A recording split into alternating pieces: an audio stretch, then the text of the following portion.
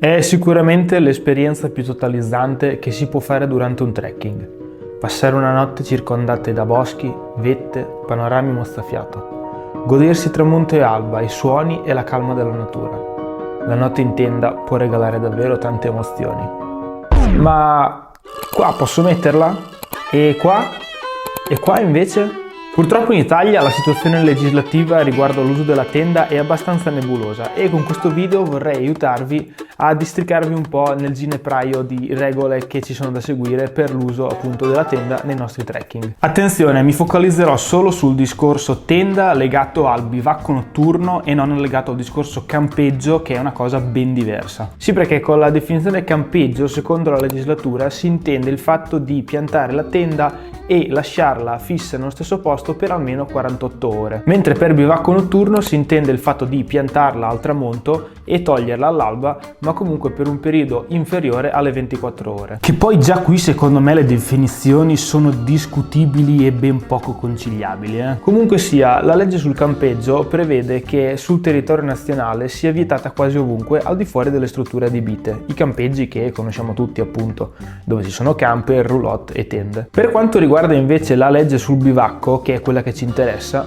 non esiste una norma a livello nazionale, ma con il decreto legislativo 112 del 31 marzo 1998 la regolamentazione è stata trasferita a regioni, province e comuni. L'unica cosa che viene definita è che il bivacco notturno resta lecito ovunque. Ma perché il bivacco resta lecito? Beh, perché viene sfruttato in situazioni come trekking, cammini lunghi o giri in bicicletta in cui appunto possiamo trovarci in situazioni di emergenza. Se infatti ci imbattiamo in un meteo avverso, ci facciamo male o veniamo sopraffatti dalla stanchezza prima della fine della tappa che magari avevamo programmato, ecco che possiamo prendere la nostra tenda e ripararci appunto all'interno, e questo viene definito appunto un bivacco di emergenza. Ma torniamo a noi. Se stiamo ad esempio programmando un trekking di 2 o più giorni e vogliamo trascorrere la notte in tenda, come facciamo a sapere se ci è consentito o meno? Iniziamo dicendo che da regione a regione le regole sono diverse, ma per questo vi basterà andare su Google e troverete tutte le informazioni relative con liste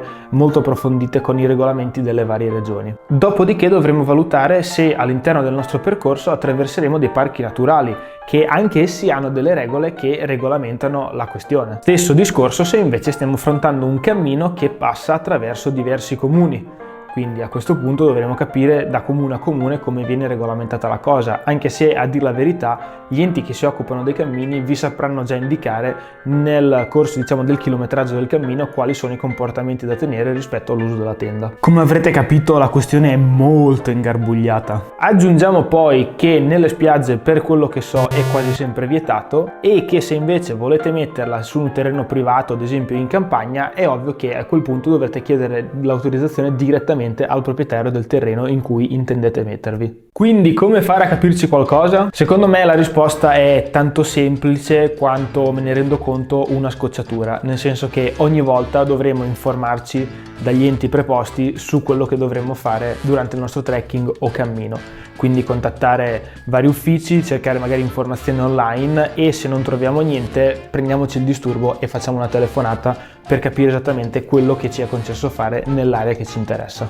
Che siano comuni, enti parco o forestale, comunque cerchiamo di arrivare a chi può dirci con certezza cosa dobbiamo fare, anche perché ragazzi, inutile dirlo, siamo in Italia, quindi tutto ciò che è burocrazia più è complicato e più ci piace. Magari essere nei paesi del nord dove è concesso il campeggio praticamente dappertutto, Svezia, Norvegia, Finlandia, Islanda, Scozia, lo consentono praticamente su tutto il territorio nazionale. Ah, il grande nord. Vi faccio qualche esempio di situazioni reali. Nel Parco delle Foreste Casentinesi l'uso della tenda è quasi sempre vietato. Ci sono solamente poche casistiche in certe zone, ma vi garantisco che sono veramente pochi casi, e comunque se volete approfondire sul sito del parco ci sono tutte le informazioni utili. Sull'altopiano di Asiago, dove invece ci sono potenzialmente infiniti spot tenda data la conformazione del territorio, so che è buona norma avvisare la forestale prima di affrontare ad esempio una notte fuori in tenda. In Valle d'Aosta invece, dove ho affrontato ad esempio l'Alta Via 1, c'è la norma che la tenda può essere messa solamente al di sopra dei 2500 metri di altezza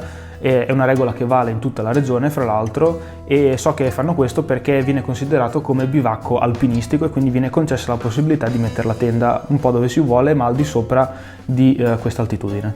Nel parco del Gran Paradiso invece viene totalmente vietato, perché essendo un parco con una alta concentrazione di fauna viene considerato un elemento di disturbo appunto per gli animali, quindi viene totalmente vietato su tutta l'area del parco. Bene, fatti questi esempi, ci tengo ora invece a dirvi magari qualche regola non scritta per affrontare le vostre notti in tenda, perché sì, un'esperienza stupenda, anzi secondo me forse è l'esperienza più bella da fare durante un trekking, ma ci sono altre regole da seguire se vogliamo fare le cose fatte bene. 1. Esperienza. Se non avete mai fatto una notte in tenda, direi che non è il caso di programmare un trekking di 6 o 7 giorni completamente in autonomia. Quindi magari partite con 2 giorni fuori, una notte solamente passate in tenda, e se siete capaci fatelo con una persona che lo ha già fatto, così può aiutarvi. Questo perché ci sono tanti comportamenti da conoscere, come ad esempio quello legato al cibo, che sarebbe il caso di non tenere all'interno della tenda o addirittura appenderlo, questo per far sì che gli animali insomma non riescano a prendervelo e soprattutto non vi disturbino in tenda, e allo stesso modo voi non andate a disturbare loro. 2. Attrezzatura. Informatevi su qual è l'attrezzatura migliore da usare per fare un'esperienza del genere. Questo perché semplicemente ci sono attrezzature che sono dedicate alle stagioni calde, attrezzature che sono dedicate alle stagioni fredde, i sacchi a pelo, i materassini, le stesse tende hanno un ventaglio di categorie che è veramente infinito, quindi è giusto capire qual è quello più adatto all'esperienza che volete fare voi. Detta in parole povere, il materiale che userete su un cammino in collina ovviamente sarà totalmente diverso da quello che userete per un bivacco alpino durante un'esperienza appunto alpinistica. 3. Leave no trace. Non dovete lasciare alcuna traccia del vostro passaggio. Questo vuol dire che alla mattina, quando avrete finito il vostro pernotto, dovrete far sì che il vostro passaggio quasi non si veda, quindi tutto quello che sono i vostri rifiuti ovviamente vanno portati a valle, compresi quelli organici, le vostre deiezioni imparate a farle in una buca che poi richiuderete, oppure magari in una zona rocciosa che potrete coprire con dei massi, quindi dovete assolutamente fare in modo che chi passa dopo di voi non si accorga del vostro passaggio, e soprattutto in questo modo dovrete rispettare totalmente l'ambiente naturale che state visitando. Spero e penso di avervi detto tutto per quello che riguarda questo macro argomento, ma se avete informazioni in più utili lasciatele pure qua sotto nei commenti, che possono tornare utili a tutti quanti, me compreso. Magari mi è scappato qualcosa, ma penso di avervi già tirato fuori tutto quello che potete trovare online. Io ragazzi spero che passiate delle belle notti fuori in tenda, perché secondo me sono appunto l'esperienza più bella che si può fare in natura durante un trekking, ma ovviamente dobbiamo rispettare le regole di cui abbiamo parlato fino adesso, sia scritte che non scritte. Io vi ringrazio per l'attenzione e noi ci vediamo al prossimo video. Ciao ragazzi!